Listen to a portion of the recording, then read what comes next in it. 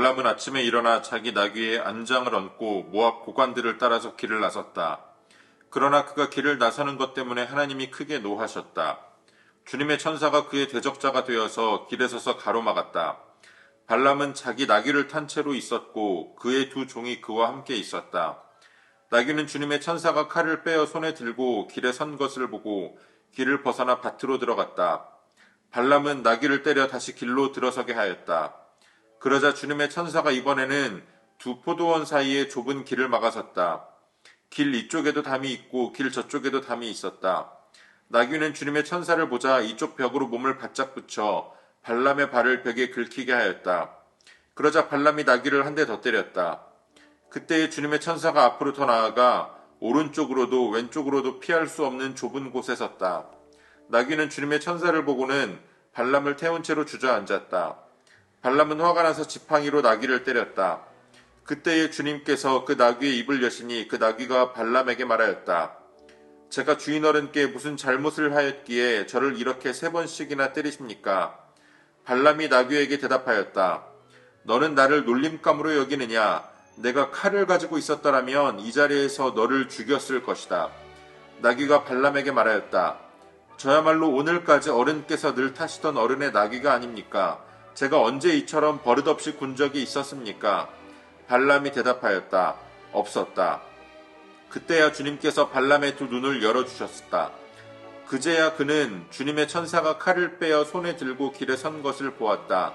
발람은 머리를 숙이고 엎드렸다. 주님의 천사가 그에게 물었다. 너는 왜 너의 나귀를 이렇게 3번씩이나 때리느냐? 네가 가서는 안 될 길이기에 너를 막으려고 이렇게 왔다. 나귀는 나를 보고 나에게서 3번이나 비켜섰다. 다행히 나귀가 비켜섰기에 망정이지 그렇지 않았더라면 내가 나귀는 살렸겠지만 너는 분명히 죽였을 것이다. 발람이 주님의 천사에게 말하였다. 제가 잘못하였습니다.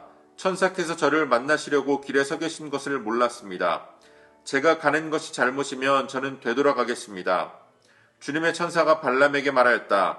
저 사람들하고 같이 가거라. 그러나 너는 내가 말해주는 것만 말하여라. 그래야 발람은 발락이 보낸 고관들과 함께 갔다. 아멘. 5월 4일 목요일 오늘의 매일 성경 본문 말씀은 민수기 22장 21절로 35절까지의 말씀입니다. 발람이 발락이 보낸 고관들을 따라서 모압으로 길을 떠나게 됩니다. 길을 떠나는 그를 보시면서 하나님께서 노하셨고 천사를 보내셔서 그 길을 막으십니다. 나귀도 그 천사를 보고 그 천사를 피하려고 하는데 발람은 그 천사가 있다라는 것을 깨닫지 못합니다. 영적인 눈이 가리워졌기 때문입니다. 나귀가 천사를 피해서 길에서 벗어나고 멈추고 주저앉자 발람은 그 나귀를 채찍질합니다. 그때 하나님께서는 나귀의 입을 여셔서 나귀로 하여금 말을 하게 하시고 그의 억울함을 발람에게 호소하게 하십니다. 그리고는 발람의 눈도 열어주셔서 드디어 천사를 바라보게 하십니다. 천사를 통해서 나귀가 자신을 살린 것임을 듣게 되자 발람은 자신이 가는 것이 잘못된 일이라면 돌아가겠다라고 말합니다. 그러나 천사는 어제 하나님께서 하셨던 말씀을 그대로 다시 한번 그에게 전하십니다. 그들과 함께 따라가되 그들이 하라는 말을 하지 말고 내가 너에게 하는 말을 그대로 전하기만 하라고 말씀하시는 겁니다. 발람은 이스라엘의 선지자가 아닙니다. 그는 선견자로서 또는 능력자로서 모압 땅으로 가고 있는 것이 아니라 하나님의 메시지를 전하기 위한 메신저로서 가고 있는 겁니다. 모압 왕 발락이 기대했던 것과는 전혀 다른 모습입니다. 그렇다면 왜 하나님께서는 어제 발람이 가는 것을 허락하시고 또 오늘은 발람이 길을 떠나자 노하셔서 천사로 그 길을 막으셨을까요? 그것은 겉으로는 발람이 하나님의 음성에 순종을 하는 것 같았지만 그의 속마음은 발락이 제시한 복채들과 또 그가 약속한 그 보상의 눈이 어두워서 그에게로 마음이 기울어졌었기 때문입니다. 그래서 베드로후서 2장과 유다서는 책망받을 자들을 책망할 때에 그들이 발람의 길로 가고 있다라고 책망합니다. 겉으로는 하나님께 허락을 구하고 떠나는 것 같지만 그 속마음은 달랐다라는 겁니다. 오늘도 우리가 그리스도인으로서 살아갈 때에 우리의 겉모습만을 그리스도인처럼 포장하는 것은 참 쉬운 길입니다.